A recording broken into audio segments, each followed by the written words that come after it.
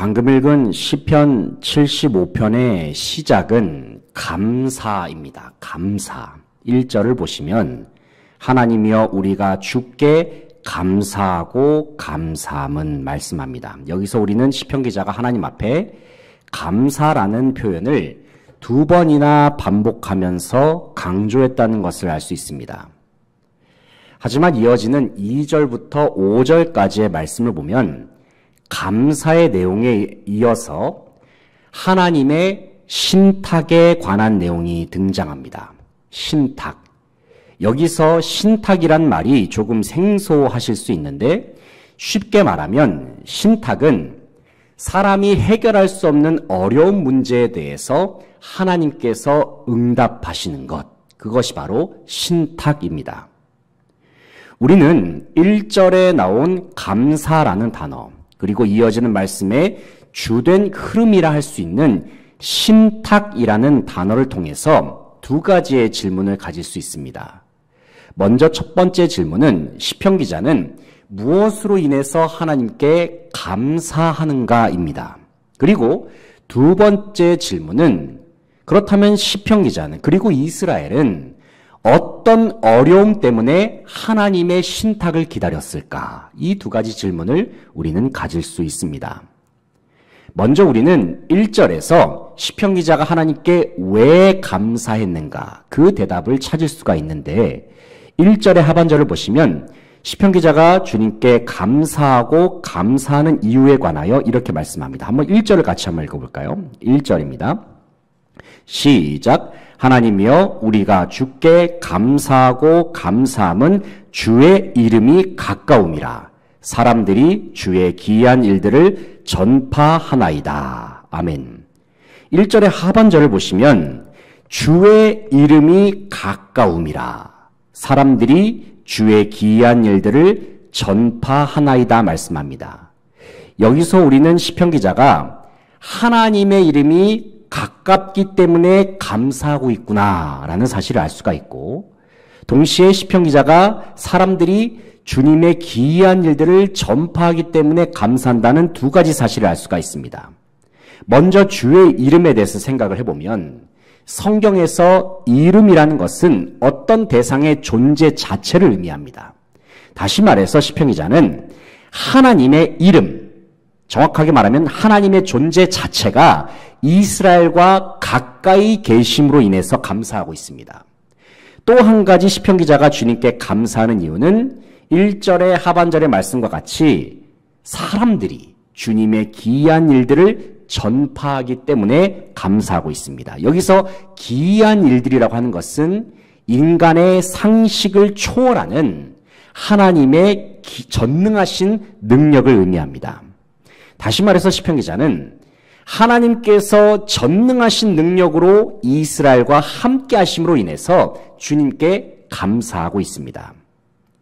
2번째 질문에 대해서 생각을 해볼 텐데, 그렇다면 시편 기자는 어떤 인생의 문제 때문에 하나님의 신탁, 다시 말해서 하나님의 응답을 기대했을까요? 왜냐하면 시편 기자는 하나님이 이스라엘과 함께 하시는 중에도 이 세상 속에서 벌어지는 이상한 일들 때문에 인생 속에서 많은 질문들을 품고 있었기 때문입니다. 이 세상에는 형통함을 누리는 악인들이 너무나도 많습니다. 동시에 이 세상에는 악인들로 말미암아 핍박을 당하는 의인들도 많았습니다. 시편 기자는 하나님께 질문합니다. 하나님, 도대체 저렇게 악한 사람들이 이 세상에서 형통을 누리는 이유가 무엇입니까? 그동안 제가 알고 있는 하나님은 공의로운 하나님이신데 어찌 저런 악인들을 심판하지 않고 그대로 내버려 두십니까? 하나님, 저기 하나님을 신실하게 섬기는 의인들을 보십시오. 저들은 왜 인생 속에서 고통을 겪고 있습니까? 악인들이 저런 선량한 의인들을 괴롭힐 때까지 왜 그냥 가만히 지켜만 보고 계십니까? 시편 기자는 하나님 앞에 이러한 의문을 가졌습니다. 그런데 어느 날 하나님께서 시편 기자의 질문에 대해서 신탁을 주셨습니다. 다시 말해서 그동안의 시편 기자가 그의 마음속에 묵혀왔던 풀리지 않는 문제에 대해서 하나님께서 직접 응답해 주셨다는 말씀입니다. 그래서 오늘 본 말씀인 시편 75편은 하나님께서 주신 신탁으로 말미암아 주님께 올려드리는 감사시라고 말할 수 있습니다. 특별히 시편 기자는 하나님의 신탁, 다시 말해서 주님의 응답을 통해서 주님께서 반드시 이 세상을 심판하시고 악인들을 징벌하실 것임을 알게 되었습니다. 그래서 시편 기자는 불확실하고도 암울한 현실일지라도 하나님께서 주신 신탁이 있기 때문에 그래도 감사할 수 있었습니다. 그래도 주님을 끝까지 신뢰할 수 있었습니다. 사랑하는 성도 여러분, 인생 속에 풀리지 않는 질문이나 어려움이 있을 때에 기도의 자리로 나와서 하나님께 여쭤보시기 바랍니다. 내 힘과 능력으로는 해결할 방법이 보이질 않고 내 생각으로는 도무지 이해가 되지 않는 현실을 만날 때에는 주저하지 말고 하나님께 기도하면서 모든 것을 아뢰시기 바랍니다. 그러면 하나님께서는 반드시 주님께서 정하신 날에 주님의 방법으로 우리에게 신탁을 허락하실 줄로 믿습니다. 오늘 본 말씀에서 시편 기자는 하나님께서 주신 신탁으로 말미암아 주님께 감사를 올려드렸습니다. 하나님의 신탁 속에서 시편 기자가 확인할 수 있었던 것은 이 세상을 심판하시는 주님의 명확한 계획이었습니다. 동시에 심판주 되시는 하나님께서는 주님의 백성, 자기 백성을 어떻게 지키시고 보호하시는가에 관한 내용을 신탁 속에서 말씀하십니다. 이처럼 시편 기자는 불확실한 상황 속에서도 하나님께서 자신에게 주신 신탁, 다시 말해서 응답의 말씀으로 말미암아서 믿음으로 반응할 수 있었습니다. 그리고 주님께 감사할 수 있었습니다. 이 시간 하나님께서 시편 기자에게 주신 신탁의 내용을 함께 살펴보면서 그래도 우리가 믿음으로 살아가야 하는 이유, 더 나아가서 주님께 감사로 나아가야 하는 이유가 무엇인지 함께 생각해 보기를 원합니다. 첫째는 심판의 날이 반드시 있기 때문입니다. 1절 말씀을 같이 한번 읽어보겠습니다. 다시 한번 1절을 읽어보겠습니다. 시작. 하나님이여 우리가 주께 감사하고 감사함은 주의 이름이 가까움이라. 사람들이 주의 기이한 일들을 전파하나이다. 아멘. 1절을 보시면 하나님이여 우리가 주께 감사하고 감사함은 주의 이름이 가까움이라. 사람들이 주의 기이한 일들을 전파하나이다 말씀합니다. 방금 전에 우리는 1절에 나오는 주의 이름은 하나님의 존재 자체를 상징하고 주의 기이한 일들은 전능하신 하나님의 능력을 의미한다는 것을 살펴보았습니다. 그런데 시편 75편 전체에서 드러나는 하나님의 모습은 전능하신 능력으로 온 세상을 심판하시는 심판주의 모습입니다. 따라서 우리가 1절 말씀을 생각할 때에는 시편 기자가 주의 이름이 가까이 있음을 감사한다는 것은 심판주 되시는 하나님께서 가까이 계심에 감사한다는 의미와도 같습니다. 다시 말해서 시편 기자는 하나님께서 온 세상에 심판을 행하실 것임으로 인하여 주님께 감사를 올려드리고 있습니다. 본문에 드러나는 하나님의 모습이 심판주 하나님이라는 사실을 보다 명확하게 보여주는 말씀이 바로 이어지는 2절부터 5절까지의 말씀입니다. 이 시간 2절부터 5절까지 같이 한번 읽어보겠습니다. 2절부터 5절까지 시작. 주의 말씀이 내가 정한 기약이 이르면 내가 바르게 심판하리니 땅의 기둥은 내가 세웠거니와 땅과 그 모든 주민이 소멸되리라 하시도다. 내가 오만한 자들에게 오만하게 행하지 말라 하며 악인들에게 뿔을 들지 말라 하였노니 너희 뿔을 높이 들지 말며 교만한 목으로 말하지 말지어다. 아멘. 2절을 보시기 바랍니다. 2절의 시작이 뭘로 시작합니까? 주의 말씀이란 말로 시작합니다. 여기서 주의 말씀은 바로 하나님께서 주신 신탁을 의미합니다. 하나님께서는 신탁의 말씀 중에 분명하게 말씀하셨습니다. 그것은 2절의 말씀과 같이 정한 기약이 이르면 하나님께서 온 세상을 반드시 심판하신다는 사실입니다. 우리가 이 세상을 조금만 들여다보면 자그마한 힘과 능력만 가지고서도 금방 기고만장해지고 우쭐해지는 사람의 모습들을 너무나도 쉽게 발견할 수 있습니다. 그 중에서도 악한 마음을 가진 사람들은 자기들이 가진 힘으로 약한 사람들을 핍박하고 자신의 욕심을 챙기기도 합니다. 하지만 하나님께서는 주님의 신탁의 말씀 가운데 분명하게 말씀하십니다. 그것은 오만한 자들의 콧대, 오만한 자들의 높은 콧대, 악인들로부터 솟아난 높은 뿔들을 하나님께서 반드시 꺾으신다 말씀하십니다. 이 시간 4절 5절 말씀을 다시 한번 보실까요? 4절 5절 말씀에서 하나님께서 뭐라고 말씀하십니까? 내가 오만한 자들에게 오만하게 행하지 말라 하며 악인들에게 뿔을 들지 말라 하였노니 너희 뿔을 높이 들지 말며 교만한 목으로 말하지 말지어다. 하나님께서 이 세상의 오만한 자들 악인들에게 말씀하십니다. 너희는 오만하게 행하지 말지어다. 너희 뿔을 높이 들지 말며 교만한 목으로 말하지 말지어다.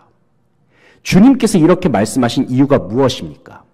왜냐하면 하나님께서 전능하신 능력으로 온 세상을 심판하실 날이 그리 멀지 않았기 때문입니다. 하나님께서는 심판의 날에 반드시 이 세상의 모든 악인들을 분명히 심판하십니다.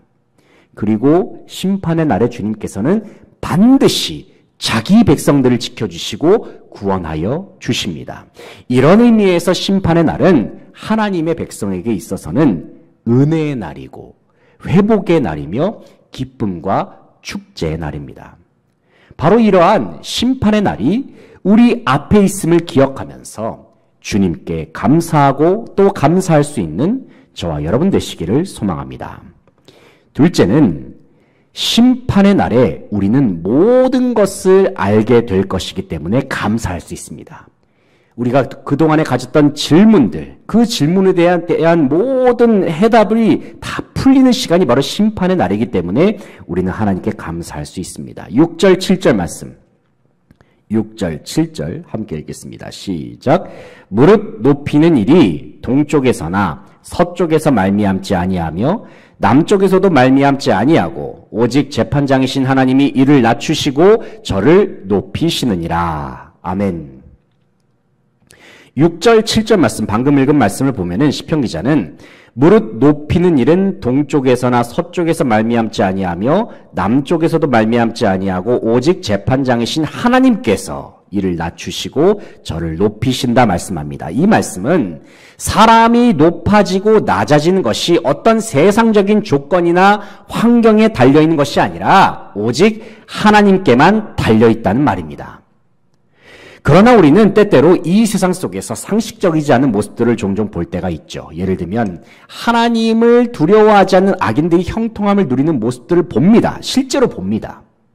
하나님을 모르는 악인들이 이 세상 속에서 부귀와 영화를 누리면서 살아요.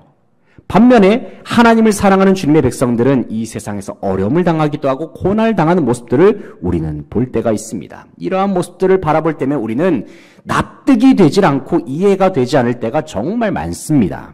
왜냐하면 이 세상의 부귀와 영화도 우리 생각에는 마땅히 하나님을 잘 믿는 주님의 백성들에게 주어져야 한다는 생각이 우리에게 은연중에 있기 때문이죠. 물론 이렇게 생각한 것이 틀렸다고 말할 수는 없습니다. 하지만 참 안타깝게도 이 세상 속에는 말도 안 되는 일, 부조리한 모습들이 너무나도 많이 일어납니다. 그리고 세상에서는 하나님과 상관없는 영광, 하나님과 상관없는 부귀와 영화가 마치 인생의 최고의 목표인 양 가르치기도 합니다. 그래서 요즘 많은 학생들도 그것이 자신들의 최고의 인생의 목표로 여기면서 살지 않습니까? 그러나 하나님께서는 이러한 세상의 현실을 주님의 두 눈으로 똑똑히 지켜보고 계신다고 말씀하십니다. 그리고 주님께서는 하나님을 반역하는 이 세상을 심판하실 그날을 계속해서 준비하고 계신다 말씀하십니다. 한번 이 시간 8절 말씀을 같이 읽어볼까요? 8절 말씀 시작. 여호와의 손에 잔이 있어 술거품이 일어나는도다. 속에 섞은 것이 가득한 그 잔을 하나님이 쏟아내시나니 실로 그 찌꺼기까지도 땅의 모든 악인이 기울여 마시리로다. 아멘. 8절을 보면 여호와의 손에 잔이 있어 술거품이 일어난도다 말씀하고 있습니다. 이 말씀은 하나님의 진노가 잔에서 끓고 있음을 의미하는 말입니다. 그런데 그 진노의 잔이 누구에게 쏟아질 예정입니까? 8절의 하반절을 보시면 속에 섞은 것이 가득한 그 잔을 하나님께서 쏟아내시는데 실로 그 찌꺼기까지도 땅의 모든 악인이 기울여 마시리로다 말씀하고 있습니다. 우리는 이 말씀 속에서 하나님의 심판, 하나님의 진노가 바로 악인들을 향해 있다는 사실을 알 수 있습니다. 이런 하나님의 심판은 악인들에게 있어서는 크고 두려운 일이죠. 하지만 하나님의 백성들에게 있어서 주님의 심판의 날은 모든 것이 밝히 드러나는 날이 될 것입니다. 그동안에 세상에서 품었던 질문들, 하나님께 대하여 뭔가 납득이 되지 않고 풀리지 않았던 의문들이 다 해소되는 날이 될 것입니다. 왜냐하면 그날이 되면 하나님께서는 온 세상 가운데 그리고 하나님의 백성인 저와 여러분에게 주님의 계획을 밝히 보여주시고 또 말씀하여 주실 것이기 때문입니다. 그날이 오면 우리는 모든 것을 알게 될 것입니다. 그날이 오면 모든 것이 회복되고 모든 것이 완전해질 것입니다. 우리에게 모든 것을 알게 해주시고 모든 것을 회복하실 하나님을 기억하면서 주님께 감사할 수 있는 모든 성도들 되시기를 소망합니다. 마지막으로 우리가 감사해야 할 매우 중요한 이유가 무엇이냐면 심판주 되시는 하나님이 나의 하나님이 되시기 때문입니다. 심판주 되신 하나님은 나의 하나님이십니다. 9절 10절 말씀 같이 한번 읽어보겠습니다. 9절 10절 시작. 나는 야곱의 하나님을 영원히 선포하며 찬양하며 또 악인들의 뿔을 다 베고 의인의 뿔을 높이 들리로다. 아멘. 9절을 보면 나는 야곱의 하나님을 영원히 선포하며 찬양하며 말씀합니다. 일반적으로 성경에서 하나님을 지칭할 때에는 주로 하나님을 가리켜서 이스라엘의 하나님이라는 표현을 주로 많이 사용하죠. 하지만 본문에서 시편 기자는 하나님을 가리켜서 어떤 하나님이라고 표현하고 있습니까? 야곱의 하나님이라고 밝히고 있습니다. 왜 굳이 이스라엘이라는 단어를 쓰지 않고 야곱이라는 단어를 썼을까요? 왜냐하면 야곱이라는 이름은 이스라엘이란 이름을 받기 이전에 그야말로 참 많이 부족했고 흠도 많았던 사람으로 성경에서 묘사되었기 때문입니다. 야곱이었던 시절을 한번 생각해 보시기 바랍니다. 그는 장자권을 얻기 위해서 아버지를 속였습니다. 그는 아버지를 속이기 위해서 다른 사람인 척 연기를 했습니다. 형 에서인 척 연기를 하기 위해서 털옷을 입기도 했고 목소리도 굵게 하면서 이제 아버지한테 말을 하기도 했겠죠. 또한 야곱은 장자권을 얻기 위해서 형도 속였습니다. 그는 사냥에서 돌아온 형을 위해서 팥죽을 주어서 형이 장자권을 자기에게 넘기도록 부추겼던 사람입니다. 하지만 야곱이 아무리 부족하고 연약하다 하더라도 하나님은 변함없는 야곱의 하나님이셨습니다. 왜냐하면 하나님께서는 아브라함과 맺으셨던 그 언약을 기억하셨기 때문입니다. 이삭과 맺었던 그 언약을 기억하셨기 때문입니다. 그 언약으로 말미암아 하나님은 야곱의 하나님이셨습니다. 아브라함과 이삭과 야곱의 하나님. 그리고 하나님께서는 야곱에게 이스라엘이란 이름을 주셨고 이스라엘은 하나님과 언약을 맺은 언약 백성이 되었습니다. 사랑하는 성도 여러분, 우리가 하나님의 백성이 될 수 있는 이유가 무엇입니까? 우리가 자격이 있어서입니까? 우리가 잘나서입니까? 아닙니다. 우리가 하나님의 백성이 될 수 있었던 이유는 오직 전적인 하나님의 은혜 때문이었습니다. 이 세상에 존재하는 그 누구도 하나님의 백성이 될 만한 완전한 자격을 갖춘 사람이 단 한 사람도 없습니다. 우리가 하나님의 백성이 될 수 있는 이유는 우리가 부족할지라도, 우리가 연약할지라도 무한하신 은혜로 우리를 품어주시는 하나님의 사랑이 있었기 때문입니다. 특별히 심판주 되시는 하나님께서는 이 자리에 함께한 저와 여러분에게 예수 그리스도의 이름을 주셨습니다. 예수 그리스도의 이름을 통해서 우리를 하나님의 자녀, 하나님의 백성으로 삼아 주셨습니다. 우리가 부족하고 연약하고 불완전해도 하나님께서는 우리를 예수의 이름으로 말미암는 새로운 언약 가운데 저와 여러분을 선택하여 주셨습니다. 이것은 하나님의 주권 가운데 이루어진 일들입니다. 하나님이 나를 선택하셨다는 사실을 생각할 때에는 때로는 이해가 되지 않고 받아들여지지 않을 수도 있습니다. 그러나 하나님께서는 주님의 새 언약 안에서 저와 여러분을 확실한 하나님의 백성으로 삼아 주셨습니다. 이 사실은 이해하는 것이 아니라 믿음으로 받는 것입니다. 이제 하나님께서는 자기 백성된 저와 여러분을 영원토록 지키시고 보호하여 주실 것입니다. 그리고 마지막 날에 주님께서는 예수 그리스도의 이름으로 선택하신 저와 여러분을 기억하셔서 우리를 영화롭게 하실 것입니다.